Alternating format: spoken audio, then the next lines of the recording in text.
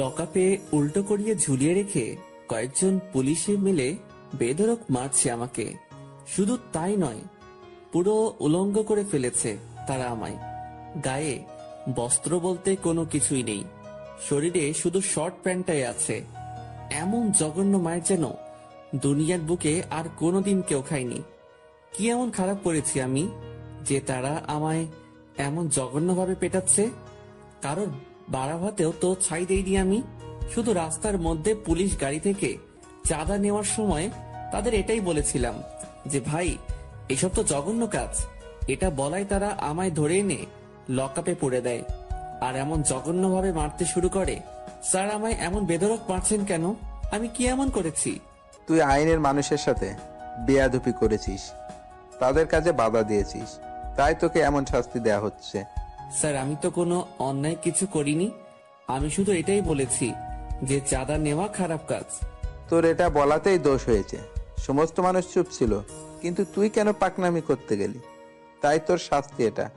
এই তোরা বেটাকে মেরে মাথা থেকে ভূত নামিয়ে দে, যাতে করে ভবিষ্যতে আমাদের কাজে আর বাধা না দেয়। স্যার, আপনারা কিন্তু এখন অন্যায় করছেন। আপনারা কিন্তু জানেন না যে আমি কে। এই বেটা, লেকচার কম দে। তুই যেই হবি না কেন, তাতে আমাদের বালও ছেড়া যাবে না। আর তোকে দেখেই বোঝা যাচ্ছে যে তুই কোনো ছেঁচড়া পরিবারের ছেলে পেলে। সো যা পারিস করে নিস।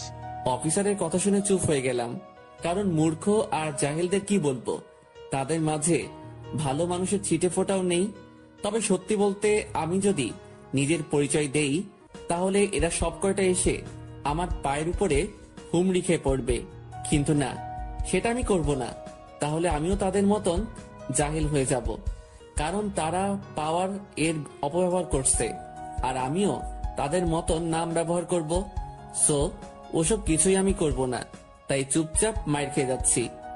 সারা রাত তারা আমায় পিটিয়েছে, শরীরের এমন কোনো জায়গা বাদ রাখিনি যে তারা আমায় মারেনি।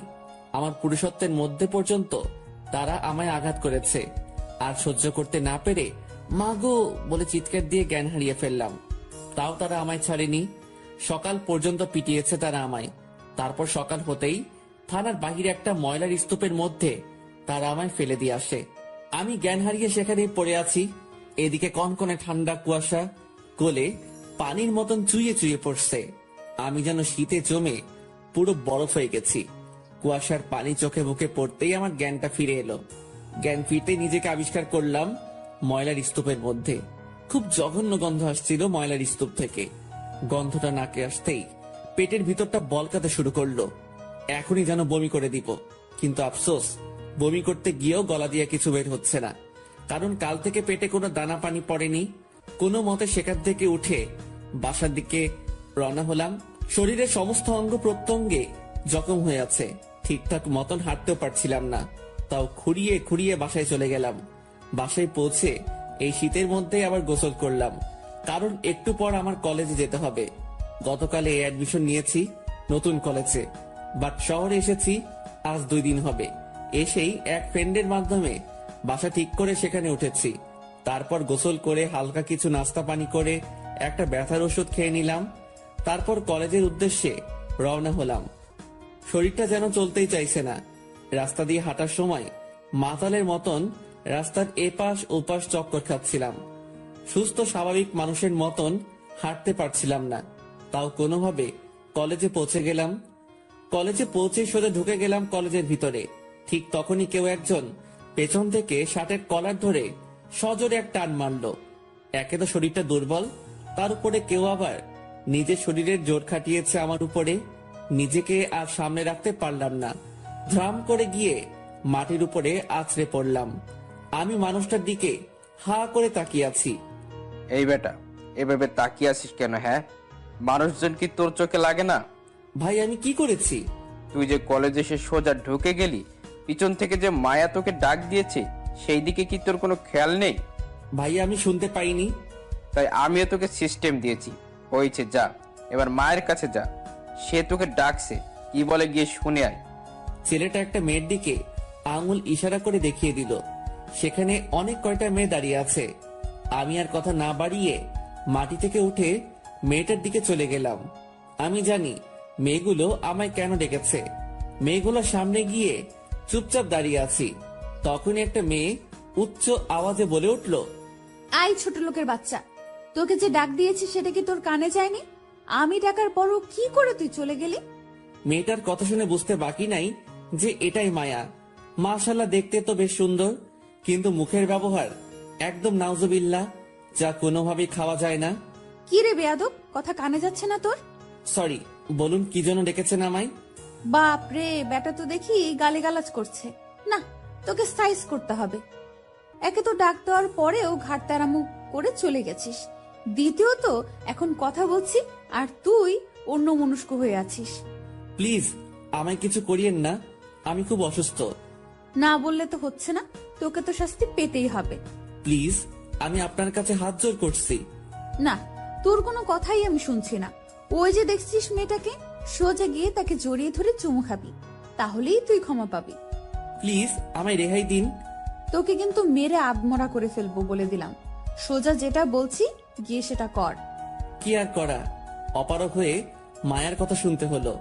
একটা মেয়েকে আঙুল দিয়ে দেখিয়ে দিয়েছে, সোজা গিয়ে তাকে জড়িয়ে ধরলাম।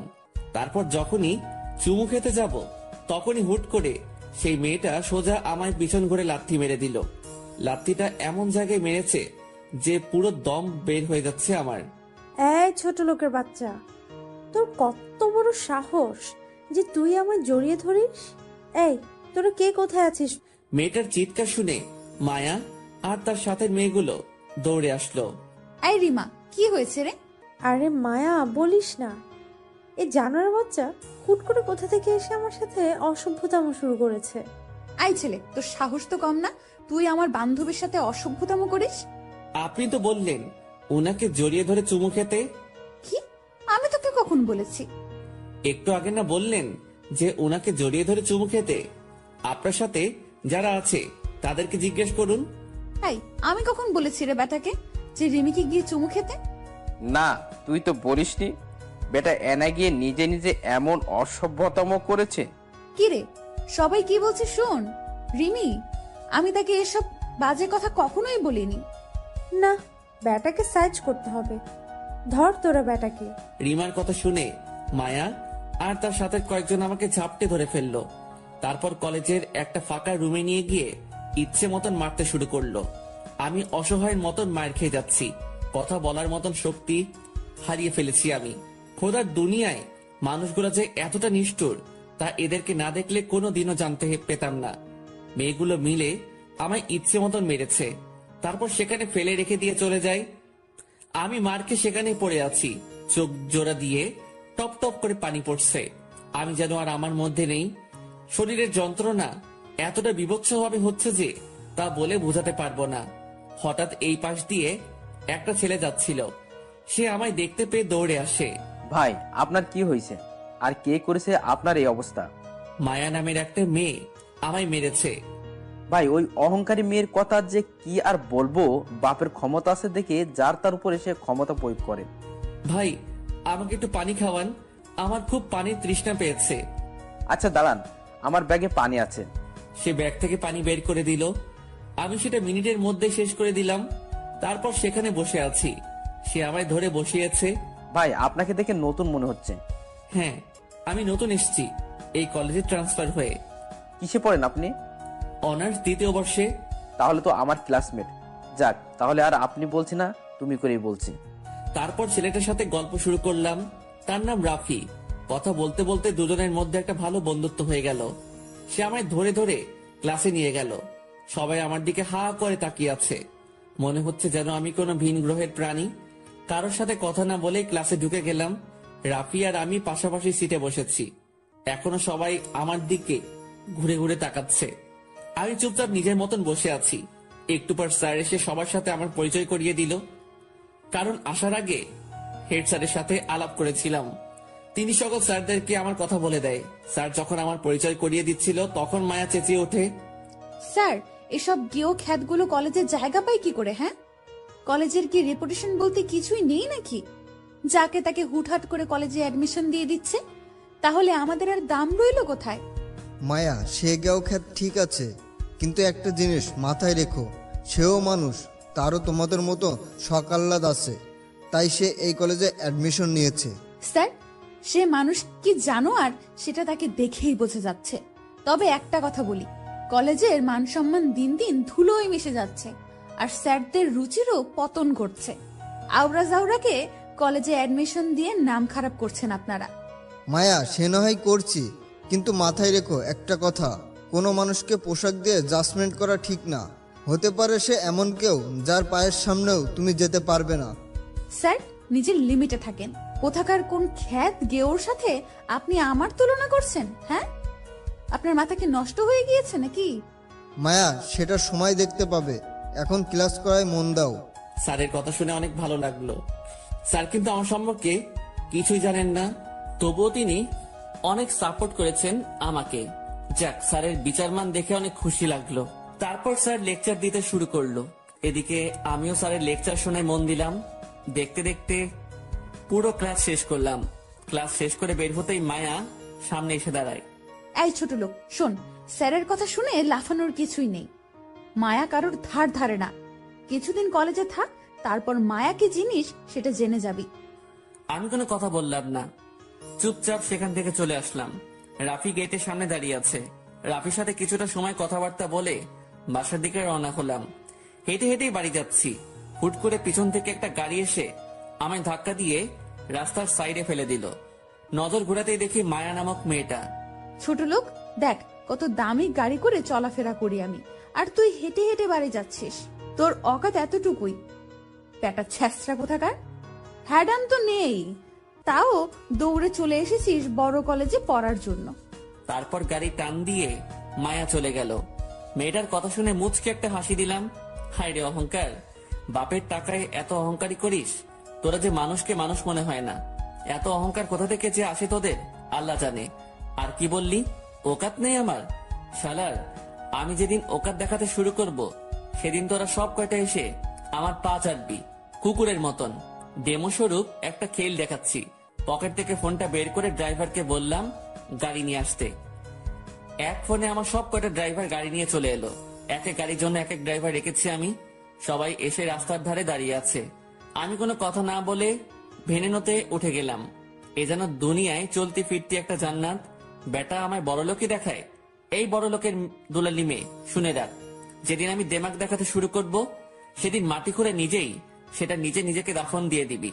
সেদিন শুধু কপালে হাত থেকে আফসোস করবি যে হায় আল্লাহ, কার সাথে ওকাত নিয়ে কথা বলেছিলাম আমি। সেদিনটা বেশি দেরি নয়, আসবে সময় আমার তরে। সেদিন ঘুরবি ভব ঘুরে। সেদিন ওকাত শুধু তুই নয়, দেখবে ওকাত দেশান্তরে। তারপর সেখান থেকে বাড়ি চলে এলাম। বাসায় এসে ফ্রেশ হয়ে খাবার খেয়ে নিলাম। কলেজ থেকে ফেরার পথে খাবার কিনে নিয়ে এসেছিলাম। খাবার খেয়ে বিছানায় গা এলিয়ে দিলাম। শুয়ে শুয়ে ভাবছি, এই দুনিয়ার মানুষগুলো কত নিষ্ঠুর। একটু টাকা পয়সার মালিক হলেই নিজের ভিতরে গরিমা নিয়ে আসে। মনে হয় যেন পুরো দুনিয়াটাই তার বাপের কেনা। কিন্তু সে এটা জানে না যে একটা সময় সমস্ত গরিমা তার ধুলোয় মিশে যাবে। শুয়ে শুয়ে এসব ভাবতে ভাবতে ঘুমিয়ে গেলাম। বিকাল বেলায় ঘুম ভাঙলো আম্মুর ফোন পেয়ে। বাবা কেমন আছিস তুই? আলহামদুলিল্লাহ মা, তুমি কেমন আছো? এই তো বাবা আছি কোনো রকম। ছেলে মেয়েকে ছাড়া কি ভালো থাকা যায় বল? মা, তোমার ছেলে মানুষ হতে এসেছে। নিজের সন্তানকে ভালো মানুষ হিসেবে দেখতে হলে যে একটু কষ্ট করতেই হবে তোমার। হ্যাঁ রে, সে তো আমি জানি। আচ্ছা বাদ দে এইসব কথা এখন। আচ্ছা বল, কলেজের প্রথম দিন কেমন কাটলো? ভালোই কেটেছে, তবে এখানেও মা অহংকারে খেলা চলে। তার মানে কেউ তোর সাথে অহংকারী দেখিয়েছে? না মা, তেমন কিছু না। আচ্ছা ছাড়ো ওসব কথা এখন। মা, আমি ফোন রাখলাম, পরে কথা হবে তোমার সাথে। এখন একটু বাইরে যাব ঘুরতে। আচ্ছা সাবধানে থাকিস বাবা। মায়ের সাথে কথা বলে ফোনটা রেখে দিলাম। এখন একটু বাইরে যাব। শহরটা কেমন সেটা এখনো ঘুরে দেখা হয়নি, তাই শহরটা দেখতে যাব। কিন্তু ভিতরে ভিতরে কেমন যেন একটা অস্থিরতা কাজ করছে। কারণ মা বাবাকে ছেড়ে এই প্রথম এত দূরে এসে থাকছি। যেখানে মায়ের হাত ছাড়া খাবারই খেতাম না, সেখানে এখন একা একটা শহরে বসবাস করছি। তবে যা করেছি ঠিকই করেছি, কারণ আমি মনে করি আরাম আয়েশাতে কখনো পড়ালেখা হয় না। আর হলেও সেটা সবার দ্বারা সম্ভব না। আমিও অসম্ভব কাতারের মানুষ, তাই নিজেকে বানাতে চলে এসেছি। তাছাড়া বাবার কড়া কথাগুলো এখনো মনের মধ্যে বাড়ি খাচ্ছে যে আমি কোনোদিনও মানুষ হতে পারবো না। তাই চ্যালেঞ্জ নিয়ে বেরিয়ে গেলাম ঘর ছেড়ে। যাক, দেখি কপালে কি লেখা আছে আমার। গায়ে শার্ট লাগিয়ে ঘুরতে বের হয়ে গেলাম। শহরের অলি গলি কিছু চিনি না, তাই রাফিকে ফোন করেছি আমায় নিয়ে শহরটা একটু ঘুরিয়ে দেখার জন্য। সে কিছু সময়ের মধ্যে আসবে বলেছে। আমি রেডি হয়ে বসে আছি রাফির অপেক্ষায়। মোটামুটি বেশ ভালোই ছেলেটা। প্রথম দিনই আমার সাথে মিশে গিয়েছে পুরো। অনেকটা সময় বসে আছি, সে এখনো আসছে না। অপেক্ষার প্রহর যেন সবচাইতে বিরক্তিকর একটা জিনিস। কি করব, এখনো যে সে আসছে না। না চলেন এই সময়ের মাঝে আমরা পরিচিত হয়ে নেই। আমি আকাশ, বরাবরের মতন আছি আপনাদের সাথে। গল্পের মাঝে তো অনেক কিছুই জেনে নিলেন। তাছাড়া পরিবার বলতে বাবা মা আর একটা 9 বছরের ছোট বোন আছে বাসায়, তাদের ছেড়ে চলে এসেছি। বাকি সমস্ত কিছু গল্পের সাথে থাকলেই জানতে পারবেন। রাফি এখনো আসছে না। আধ ঘন্টা পর সে আমায় ফোন দিল। কিরে রাফি, কোথায় তুমি? আরে রাস্তায় জ্যাম লেগে গিয়েছিল, তাই একটু লেট হয়ে গেছে। তুমি চলে এসো সিএনজি স্টেশনে। আচ্ছা। তারপর বাসা তালা লাগিয়ে বের হয়ে গেলাম। বের হয়ে সোজা সিএনজি স্টেশনে চলে গেলাম। সেখানে রাফি অপেক্ষা করছে আমার জন্য। সেখানে গিয়ে রাফির সাথে একত্রে হয়ে ঘুরতে চলে গেলাম। শহরের অনেক কয়টা জায়গা ঘুরেছি একদিনে। সবকিছু দেখে আইডিয়া হয়ে গেল যে শহরটা খুব অহংকারী। এই শহরে বাঁচতে হলে টাকা প্লাস পাওয়ার চাই। তবে আমার এসবে কোনো ইন্টারেস্ট নেই। আমি আমার মতো সময় পার করে দিব কোনোভাবে। অনেকটা সময় ঘোরাঘুরি করলাম রাফির সাথে। তারপর রাতে খাবার খেয়ে বাসায় চলে আসলাম। শরীরটা পুরো ক্লান্ত হয়ে আছে। একদিকে ঘোরাঘুরি, অন্যদিকে মায়া আর পুলিশের মাইর, সবকিছু যেন একসাথে এফেক্ট করছে। রাতের বেলায় ভয়ানক একটা জ্বর চলে আসলো। সারা শরীর ছেড়ে দিয়েছে আমার। কি করব বুঝে উঠতে পারছি না। আশেপাশে কেউ নেই যে ডাক দিয়ে বলবো আমায় একটু ওষুধ এনে দিতে। সেইভাবেই ঘুমিয়ে পড়লাম। সকালবেলায় ঘুম থেকে উঠে দেখি এখনো সারা শরীরে জ্বর, তবে রাতের তুলনায় একটু কম। এদিকে কলেজের সময় হয়ে এসেছে। তাড়াতাড়ি ফ্রেশ হয়ে কিছু খেয়ে দিয়ে কলেজের উদ্দেশ্যে রওনা হলাম। ইচ্ছে করছিল আজ কলেজে না যেতে, কিন্তু আমি তো যাবই, কারণ এমন জ্বর টরকে পাত্তা দিলে আমার আর মানুষ হওয়া হবে না। আর সংগ্রাম করতে যেহেতু নেমেই পড়েছি, সেখানে এমন টুকিটাকি বাধা আসবেই। সেসব গায়ে মাখলে কোনোদিন আর সাফল্য হাসিল করতে হবে না আমার। কলেজে পৌঁছে গিয়েছি। কলেজের গেট দিয়ে ঢুকবো, তখনই দেখি মায়া কলেজের গেটে দাঁড়িয়ে আছে। আমি তার দিকে না তাকিয়ে সোজা ভিতরে ঢুকে যেতে ধরলাম, কিন্তু সেটা তার সহ্য হলো না। সে আমায় ল্যাং মেরে মাটিতে ফেলে দিল। তাও কিছু বললাম না। মাটি থেকে উঠে সোজা হাঁটা ধরলাম। মায়া তখনই পেছন থেকে ডাক দিল, এই ছোট লোক, তোকে আমি ল্যাং মেরে ফেলে দিলাম, কিন্তু তুই কিছু বললি না যে? আমি আর কি বলবো? আপনার ইচ্ছে হয়েছে তাই আপনি আমায় ল্যাং মেরেছেন। এতে কিছু বলতে গেলেও তো আপনি আমায় শাস্তি দিবেন। যাক, তাহলে কিছুটা হলেও বুঝে গেছিস যে মায়া কি জিনিস। বাহ, ভালোই। চুপচাপ দাঁড়িয়ে আছি, কথার কোনো উত্তরই দিলাম না। আচ্ছা শোন, তোকে একটা কথা জিজ্ঞেস করার ছিল। তোকে দেখতে লাগে ছোট লোকের মতো, কিন্তু তুই এই কলেজে চান্স পেলে কি করে রে? আল্লাহ মেধা দিয়েছে, সেটা একটু খাটিয়েছি, তাই চান্স পেয়ে গেছি। বাহ, কথা তো অনেক বড় বড় বলিস। কিন্তু শোন, কখনো আমার সাথে টক্কর দিতে আসিস না, তাহলে কিন্তু কুকুরের মতো মরবি। না, দিব না। এবার আমি যাই। হ্যাঁ, যা। আমি সেখান থেকে চলে এলাম। অন্যদিকে মায়া এখনো সেখানে দাঁড়িয়ে আছে। একটু পর মায়া ফ্রেন্ডরা কলেজে আসে। কি রে মায়া, এখানে দাঁড়িয়ে দাঁড়িয়ে কি করছিস? আরে ছোট লোক যেটা কলেজে অ্যাডমিশন নিয়েছে, তার একটু মজা নিলাম। বাহ, ভালোই তো। সকাল সকাল মুরগি পেয়ে গেছিস। তবে ছেলেটাকে আমার কেন জানি হাবলা মনে হয়। আর তাছাড়া কেমন চুপচাপ থাকে। দেখলি গতকাল তোর সম্পর্কে না জেনে কেমন মুখের উপরে কথা বললো। যেখানে কেউ তোর সাথে কথা বলার সাহসই করতে পারে না, সেখানে হ্যাবলাটা কেমন মুখের উপরে কথা বললো। সাদিয়া শোন, সে আমায় চিনত না, তাই সে বলেছে। তবে এখন সে আমায় ভালো করে চিনে গেছে। আশা করি আর কখনো সামনে এসে কথা বলার মতো সাহস করবে না। তবে ব্যাটাকে আরো কয়েকটা সবক দিব। মনের খায়েশাত এখনো মেটেনি তাকে মেরে। তাকে ভালো করে শিক্ষা দিতে না পারলেও আমার মন ভরবে না। ওকে, ঠিক আছে, যা করার করিস। এবার চল, ক্লাসে যাব। হ্যাঁ চল। মায়া আর তার ফ্রেন্ডরা মিলে ক্লাসে চলে গেল। এদিকে আকাশ ক্লাসরুমে চুপচাপ বসে আছে। রাফি এখনো ক্লাসে আসেনি। ক্লাসে বসে আছি, কিন্তু ভিতরে কি পরিমাণ খারাপ যে লাগছে তা বলে বোঝাতে পারবো না। তার উপরে একটু আগে অহংকারী মেয়েটা আমায় মাটিতে ফেলে দিয়েছে। শরীরটা পুরো লুজ হয়ে আছে। কোনো রকমে জিম ধরে ক্লাসে বসে আছি। একটু পর রাফি ক্লাসে এলো। সে আসতে না আসতেই স্যার ক্লাসে চলে এসেছে। রাফির সাথে কথা বলার সুযোগ পেলাম না। স্যার এসেই ক্লাস শুরু করে দিল। বসে বসে ক্লাস করছি। দেখতে দেখতে শেষ ঘন্টা চলে আসলো। শেষ ঘন্টা যেই স্যার করাবেন তিনি এখনো আসেনি, তাই বসে বসে রাফির সাথে কথা বলছি। অন্যদিকে মায়া আর তার সাথে কয়েকজন ক্লাস না করে ব্যাগ নিয়ে বের হয়ে গেল। আচ্ছা রাফি, ওরা যে ক্লাস না করে চলে যাচ্ছে, স্যার ওদের কিছু বলবে না? আরে ওই ডাকাত মেয়েকে কে কি বলবে? যেমন খুশি তেমন ভাবেই চলে ওই মেয়ে। ও, রাফির সাথে কথা বলছিলাম, তখনই স্যার চলে আসলো। তারপর ক্লাস একদম শেষ করে বের হলাম। বের হতেই দেখি মায়া আর তার ফ্রেন্ডরা মিলে কলেজের পাশে দাঁড়িয়ে দাঁড়িয়ে আড্ডা দিচ্ছে। আমি তাদেরকে দেখে সাইড হয়ে গেলাম।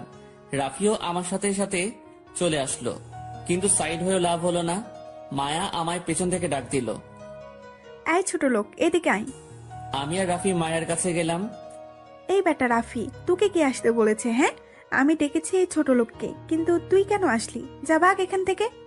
রাফি মায়ার ভয়ে সেখান থেকে চলে গেল, আর আমি একা দাঁড়িয়ে আছি মায়ার সামনে। আল্লাহ না জানে কি করে এখন আমার সাথে। এই ছেলে, চল আমার সাথে। কোথায় যাব? আমরা শপিং এ যাব, আর তুই আমাদের জিনিসপত্র কেয়ার করবি। প্লিজ, আমি পারবো না, আমার শরীর অনেক খারাপ। এই বেটা, আমার মুখের উপরে কথা বলিস? এটা বলে আকাশের কান টানতে টানতে মায়ার গাড়ির সামনে নিয়ে যায়। চল সোজা আমাদের সাথে। মেয়েটা আমায় জোর করে গাড়িতে তুলে তাদের সাথে নিয়ে গেল। গাড়ি শপিং মলের সামনে এনে দাঁড় করিয়েছে। শোন, তুই এখানেই থাক, আমাদের শপিং শেষ হলে সবকিছু এনে গাড়িতে উঠাবি। কিছুই বললাম না মেয়েটাকে। তারা তাদের মতন বলে শপিং মলের ভিতর ঢুকে গেল, আর আমি গাড়ি থেকে একটু দূরে দাঁড়িয়ে আছি। আকাশে ঠাডা পড়া রোদ, অথচ ঝড়ের কারণে ভয়ঙ্কর ঠান্ডা লাগছে আমার। সকালে কলেজে আসার সময় একটা মাফলার গলায় পেঁচিয়ে নিয়ে এসেছিলাম। সেটা ব্যাগ থেকে বের করে নাক, গলা, কান সব ঢেকে ফেললাম। শুধু চোখ আর মুখের কিছুটা অংশ দেখা যাচ্ছে। আধা ঘন্টা যাবত একটা জায়গায় দাঁড়িয়ে আছি। তারা শপিং মলের ভিতরে কি করছে কে জানে। হঠাৎই দেখি শপিং মলের দিকে একদল ছেলে পেলে এগিয়ে আসছে। ছেলেগুলোকে দেখেই বোঝা যাচ্ছে যে তারা উশৃঙ্খল ছেলে পেলে। তারা এসে শপিং মলের সামনে দাঁড়িয়ে দাঁড়িয়ে আড্ডা মারছে। এমন সময় মায়া আর তার সাথে সকলেই ব্যাগ ভরে শপিং করে এনে আমার হাতে ধরিয়ে দিল। এই ছোট লোক, এইগুলো গাড়িতে সাজিয়ে রাখ। আচ্ছা, আমি ব্যাগগুলো নিয়ে গাড়ির মধ্যে সেট করছি। অন্যদিকে ছেলেগুলো মায়াদের দিকে তাকিয়ে বাজে বাজে মন্তব্য করছে। আমি সমস্ত ব্যাগ গাড়িতে সেট করে দিয়ে দাঁড়িয়ে আছি। ছেলেগুলো এখনো বাজে বাজে কথা বলছে। মামা দেখ, মালগুলা সেই না? হ্যাঁ রে মা, একবার পাইলে পুরো সেই করে খাতির যত্ন করতাম।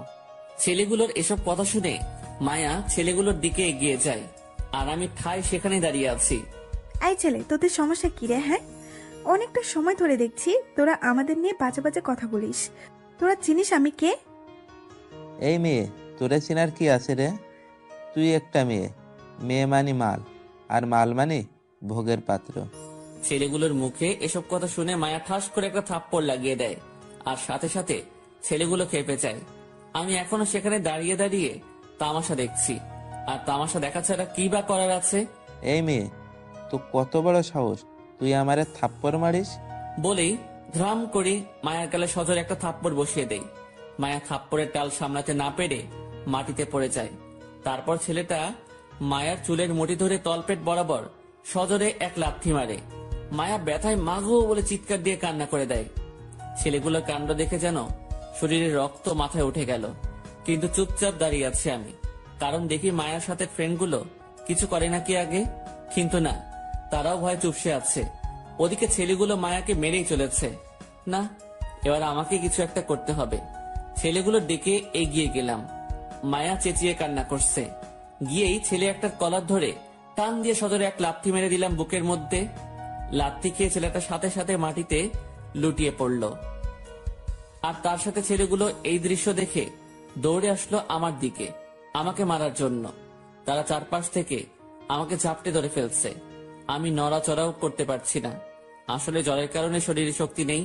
তাদের থেকে একটা ছেলে এসে আমার মুখ থেকে মাফলারটা টান দিয়ে খুলে ফেলে। সে আমার ফেস দেখে এক দৌড়ে সেখান থেকে পালিয়ে যায়।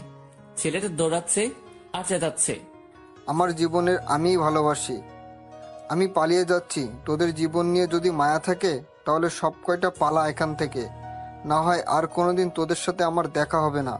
কারণ তোরা যাকে ধরে রেখেছিস সে কোনো মানুষ না, সে মানুষরূপী একটা আজরাইল। ছেলেটার কথা শুনে যেই দিকে পেরেছে পালিয়েছে। চোখের সামনে আর একটাকেও দেখতে পারছি না, খালি মায়া মাটিতে পড়ে কান্না করছে। সবাই এই দৃশ্য দেখে হা করে তাকিয়ে আছে আমার দিকে। সবার চোখ জোড়া কপালে উঠে যাওয়ার মতন অবস্থা। সত্যি যেন মনে হয় তারা নিজের চোখের সামনে আজরাইলকে দেখে ফেলেছে। আমি চুপচাপ দাঁড়িয়ে আছি। সবার এরকম করে চোখ পাকিয়ে তাকিয়ে থাকা যেন কেমন এক ধরনের লাগছিল। না, নিজেকে আড়াল করতে হবে। কোনো কিছু না ভেবে মায়ার হাত আলতোভাবে ধরে মাটি থেকে উঠালাম তাকে। কিন্তু সে আমায় অবাক করে দিল। সে খপ করে আমায় জড়িয়ে ধরে কান্না করতে শুরু করলো। সবাই যেন এই দৃশ্য দেখে পুরো অবাক। সকলেই আমাদের দিকে এগিয়ে আসে। মায়া, তুই ঠিক আছিস তো? মায়ার কোনো উত্তর নেই। সে আমাকে জড়িয়ে ধরে কেঁদেই চলেছে। এই মায়া, কথা বলছিস না কেন তুই? হ্যাঁ, আমার কোনো কথা বলতে ইচ্ছে করছে না। তোরা প্লিজ কিছুটা সময় আমাকে ওর কাছে থাকতে দে। মায়া, কি সব বলছিস তুই? হ্যাঁ, আমি যা বলেছি কানে শুনেছিস তো তোরা? তারপরেও কেন খামোখা প্রশ্ন করছিস? কেউ আর কোনো কথা বলল না। সবাই মায়ার কথা শুনে চুপ হয়ে গেল। এদিকে আমার ভিতরে অস্থির লাগছে বিশাল রকমের, তাও চুপচাপ দাঁড়িয়ে আছি। একটু পর মায়া আমায় ধাক্কা দিয়ে সরিয়ে দিল। আমি ওর কাণ্ড দেখে অবাক চোখে তাকিয়ে আছি তার দিকে। সে নিজেই জড়িয়ে ধরলো, আবার নিজেই ধাক্কা দিয়ে সরিয়ে দিল। আল্লাহ, না জানি কি করে এখন আবার আমার সাথে। এই বেয়াদব ছেলে, তোর তো জ্বরে গা পুড়ে যাচ্ছে।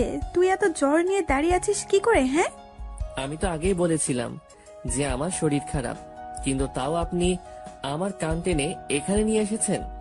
তাই বলে কি তুই চুপচাপ থাকবি? হ্যাঁ, একবার মুখ ফুটে তো বলতে পারতিস যে তোর জ্বর উঠেছে, তাহলে তো তোর উপরে আর জোর খাটাতাম না। ও মা, মেয়েটার কথা বলার ধরন পুরো পরিবর্তন হয়ে গেল কি করে? যেই মেয়ে আমাকে ইচ্ছে মতন মেরেছে সেই মেয়ে এখন নরম ভাষায় কথা বলছে। কিরে, কথা বলছিস না কেন? আসলে এমনিতেই বলিনি। আচ্ছা থাক, হয়েছে যা হবার। এবার চল তুই আমার সাথে, তোকে ডক্টরের কাছে নিয়ে যাব। মায়ার কথা শুনে তার ফ্রেন্ড একজন বলে ওঠে, এই ছেলে, তোর শরীরে কি জ্বর অনেক বেশি? দেখি তো একটু। বলেই আকাশের কপালে হাত দেয়, কিন্তু মায়া ঝাটকি দিয়ে মেয়েটার হাত সরিয়ে দেয়। এই, তোরা কেউ ওকে স্পর্শ করবি না, ওকে শুধু আমি স্পর্শ করব। ছেলেগুলো যখন আমায় মারছিল তখন সে এসে আমায় বাঁচিয়েছে। আমি মাটিতে পড়ে কান্না করছিলাম, সে এসে আমার হাত ধরে উঠিয়েছে। তোরা তখন ওর ঠাই দাঁড়িয়েছিলি। সো এই ছেলেকে তোরা কেউ স্পর্শ করতে পারবি না। ওকে স্পর্শ করলে একমাত্র আমি করব। মায়া, তুই এই ছোট লোক ছেলের জন্য আমাদের সাথে এমন ব্যবহার করবি? তাহিয়া, মুখ সামলে কথা বল। সে হতে পারে ছোট লোক, কিন্তু সে মনের দিক দিয়ে অনেক বড়। সো ওকে নিয়ে আর একটা বাজে কথা বললেও তোদের খবর করে ছেড়ে দেবো আমি। মায়া, এতটা পাল্টে গেলি কি করে মুহূর্তের মাঝে? তাহিয়া প্লিজ যা তো, আমার এখন কোনো ধরনের বকবক করতেই ভালো লাগছে না। প্লিজ তোরা সবাই আমার গাড়ি করে বাসায় চলে যা, আমি ওকে নিয়ে হসপিটালে যাব। ওকে, ঠিক আছে, আমরা চলে যাচ্ছি। এদিকে আমি তো পুরো টাসকি মায়ার কথা শুনে। সে মিনিটের মধ্যেই কেমন পাল্টে গেল। মায়ার ফ্রেন্ডরা সবাই গাড়ি নিয়ে বাসায় চলে গেছে। এদিকে মায়া আমার জন্য রিক্সা দাঁড় করিয়েছে। তারপর আমায় ধরে রিক্সায় উঠাই। আঙ্কেল, হসপিটাল নিয়ে চলেন। আচ্ছা মামনি। আমি চুপচাপ বসে আছি রিক্সার মধ্যে। শরীর গিরগির করে কাঁপছে আমার। পাশ থেকে মায়া হয়তো সেটা লক্ষ্য করেছে। সে একদম আমার শরীরের কাছে চলে আসলো। পুরো গায়ে গায়ে ঘেঁষে বসেছে সে আমার। আমার শরীরের কম্পন যেন আরো বেড়ে গেল। আমি নিজেকে আর সামনে রাখতে পারছিলাম না। মাথাও ঘুরতে শুরু করেছে আমার। মনে হয় যেন এক্ষুনি মাথা ঘুরে রিক্সা থেকে পড়ে যাব। চোখ মুখ বন্ধ হয়ে আসছিল আমার, একদম পুরোপুরি নিস্তেজ হয়ে আসছে শরীর। না, আমার আর টিকে থাকা সম্ভব না। মাথা চক্কর দিয়ে পড়ে যেতে ধরলাম রিক্সা থেকে। ঠিক তখনই মায়া আমায় এক টান দিয়ে নিজের বুকে নিয়ে নিল। এই ছেলে, কিচ্ছু হবে না তোমার। এই তো হসপিটালে চলে এসেছি আমরা। তুমি আর একটু সময় আমার বুকে মাথা রেখে চোখ বুজে থাকো। যদিও সেন্স নেই নিজের মধ্যে, তবে বুঝতে পারছিলাম যে মেয়েটা আমার সাথে এখনো অস্বাভাবিক আচরণ করছে। কিন্তু আমার এখন এসব নিয়ে ভাবার মতন পরিস্থিতি নেই। আমি মেয়েটার বুকে মাথা রেখে হেলান দিয়ে চুপচাপ বসে আছি, আর সে আমায় ধরে রেখেছে 2 হাত দিয়ে। এক হাত দিয়ে আমার শরীর পেঁচিয়ে ধরেছে, আরেক হাত আমার মাথার নিচে আলতো করে দিয়ে রেখেছে। দেখতে দেখতে হসপিটাল পৌঁছে গেলাম। মায়া আমায় ধরে ধরে হসপিটালের ভিতরে নিয়ে গেল। ডক্টর, দেখেন তো ওর কি হয়েছে। ডক্টর আমাকে চেক আপ করে বলল, দেখুন, পেশেন্টের শরীর অনেক দুর্বল, তাছাড়াও জ্বরের মাত্রাটাও অনেক বেশি। পেশেন্টকে তাড়াতাড়ি স্যালাইন দিতে হবে। ডক্টর, যা করার করেন, বাট সে যেন সুস্থ হয়ে ওঠে। ডক্টর তাড়াতাড়ি একজন নার্সকে ডেকে বলল আমাকে বেডে নিয়ে গিয়ে স্যালাইন লাগিয়ে দিতে। নার্স ডক্টরের কথা মতন আমায় বেডে নিয়ে সে স্যালাইন লাগিয়ে দিল। শরীরটা এতটা দুর্বল লাগছিল যে আমি বেডের মধ্যেই ঘুমিয়ে পড়লাম। এক ঘুমে সোজা রাত হয়ে গিয়েছে। ঘুম ভাঙতে দেখি মায়া আমার পাশে বসে আছে। বসে বসে আমার মাথায় হাত বুলিয়ে দিচ্ছে। এত রাত হয়ে গেল, আপনি এখনো বাসায় যাননি? না, কি করে বাসায় যাব তোমায় এইভাবে ফেলে রেখে? মেয়েটার কথা শুনে অবাকের পর অবাকই হচ্ছে খালি। এই তো গতকালই মেয়েটা আমায় মারলো, আর আজ সেই মেয়েই আমার জন্য টেনশন করছে। তোমার কেমন লাগছে এখন? একটু ভালো। যাক, চিন্তা মুক্ত হলাম। তোমার স্যালাইনও শেষ হয়ে এসেছে। দাঁড়াও, ডক্টরের সাথে কথা বলে তোমায় বাসায় পৌঁছে দিয়ে আসছি। আচ্ছা। মেয়েটা ডক্টরের সাথে কথা বলে আমায় পৌঁছে দিয়ে গেল। এই যে ছেলে, কাল কিন্তু কলেজে যাবে না। আগে সুস্থ হও, তারপর কলেজে যাবে। আর ওষুধগুলো কন্টিনিউ করবে। আমি কিছু খাবারও কিনে দিয়েছি ব্যাগের মধ্যে, সেটা খেয়ে রাতে ওষুধ খেয়ে নেবে। আচ্ছা। তারপর মেয়েটা চলে গেল। এদিকে আমি বাসায় পৌঁছে হালকা কিছু খেয়ে নিলাম, পরে খেয়ে দিয়ে ওষুধ খেয়ে নিলাম, তারপর শুয়ে পড়লাম। মেয়েটার আচরণগুলো এখনো আমার চোখে ভাসছে। মনে হচ্ছিল যেন সে আমার বিয়ে করা বউ। এমন করে কেয়ার করছিল সে আমার। এসব নিয়ে ভাবতে ভাবতে কখন যে ঘুমিয়ে গেছি তা নিজেও বলতে পারবো না। সকালবেলায় ঘুম ভাঙতে দেখি মায়া আমার মাথার কাছে বসে আছে। আমি মেয়েটাকে দেখে থতমত খেয়ে গেলাম। এই যে, আপনি কখন এলেন? সকাল 7টা বাজে। ঘড়ির দিকে তাকিয়ে দেখি 9টা বাজে। তার মানে মেয়েটা এসে 2 ঘন্টা যাবৎ আমার জন্য বসে আছে। সত্যি মেয়েটার আচরণ দেখে নিজের কাছে নিজেরই অবাক লাগছে। আচ্ছা, এখন শরীর কেমন? জ্বরটা হয়তো একটু কমে এসেছে, কিন্তু শরীরের দুর্বলতা আগের মতোই। সব ঠিক হয়ে যাবে। সেদিন সারাদিন মেয়েটা আমার বাসায় ছিল, আমায় নিজের হাতে জোর করে খাইয়ে দিয়েছে। মেয়েটার কেয়ার জন্য ভিতরটাকে ক্ষত বিক্ষত করে দিচ্ছে আমার। তারপর সন্ধ্যা হতেই সে চলে যায়। যাওয়ার আগে আলতো করে একবার জড়িয়েও ধরেছিল, তারপর চলে গেছে। এদিকে আমার মনের ভিতরে তো পুরো আগুন ধরিয়ে দিয়েছে সে আগুন কি করে শান্ত করব তা আমার জানা নেই। এইভাবেই দিনটা কেটে গেল। পরের দিন সকালবেলায় শরীরটা একটু ভালো লাগায় কলেজে চলে গেলাম। কলেজে গিয়ে দেখি কেউ কলেজে আসেনি। কেউ বলতে মায়া আর তার সাথে কেউ আসেনি। আমি ক্লাসে চলে গেলাম। ক্লাসে গিয়ে দেখি রাফি আর কিছু ক্লাসমেট নিজেদের মধ্যে কথা বলছে, আবার কেউ বসে আছে। আমিও চুপচাপ বসে পড়লাম। রাফি আমায় দেখে কাছে চলে এলো। এই আকাশ, গতকাল কি হয়েছিল যে কলেজে আসলে না? আরে শরীরটা একটু খারাপ থাকে, আসতে পারিনি। ও, এখন শরীর কেমন আছে? আছে মোটামুটি আগের চেয়ে ভালোই। দুজনে গল্প করতে করতে সবাই চলে এলো।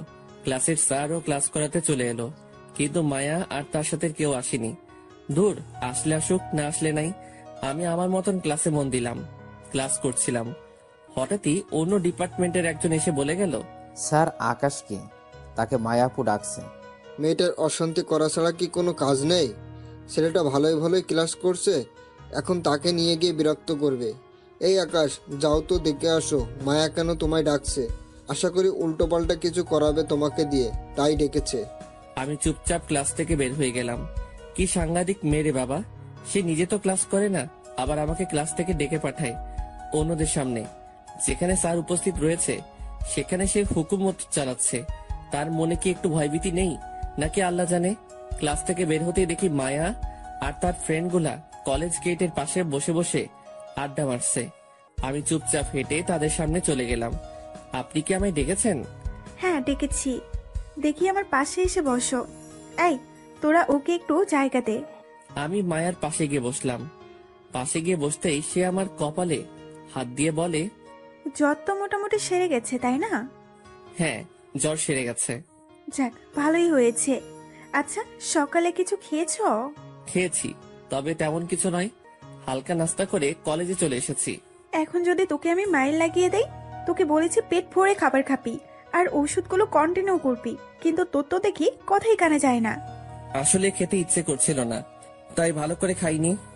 আকাশের বাচ্চা, মেজাজ খারাপ করবি তো সোজা গাল লাল করে দেব। তোর ইচ্ছার গুষ্টি মারি আমি। চল তুই আমার সাথে এখন। এই তোরা একটু থাক, আমি ওকে ক্যান্টিন থেকে কিছু খাইয়ে নিয়ে আসি। মায়ার কথা শুনে পাশ থেকে একজন বলে উঠল, মায়া, ওকে নিয়ে তুই একটু বেশি আদিক্ষেতা করে ফেলছিস বলে মনে হচ্ছে না? শোন, এইবার বলেছিস তো বলেছিস, কিন্তু দ্বিতীয়বার ওকে নিয়ে একটা বাজে কথা যদি বলিস, তাহলে সেদিনের পর থেকে আমার সাথে তোদের সমস্ত সম্পর্ক শেষ। বাকি সবাইকে নিয়ে বল, বাট ওকে নিয়ে একটা ওয়ার্ডও নয়। আমি তো মায়ার কথা শুনে পুরো থ। সে রেগে মেগে আমার হাত ধরে টানতে টানতে ক্যান্টিনে নিয়ে গেল। তারপর নাস্তা অর্ডার করে নিজের হাতে খাইয়ে দিল আমায়। আমার ভিতরে যে কি রকমের ঘূর্ণিঝড় বইছে মায়ার কর্মকাণ্ড দেখে তা বলার মতো নয়। তারপর সে আমায় খাইয়ে দিয়ে নিজেই বিল পে করলো। পরে আবার তার সাথে করে নিয়ে এলো। সেম জায়গায় এসে বসেছে আবার। আচ্ছা, আমার কি আর কোনো কাজ আছে এখন? না হয় ক্লাসে যেতাম। না, এখন ক্লাসে যেতে হবে না তোর। এই ঘন্টা শেষ হোক, তারপর ক্লাসে চলে যাস। এখন আমার পাশে বসে থাক।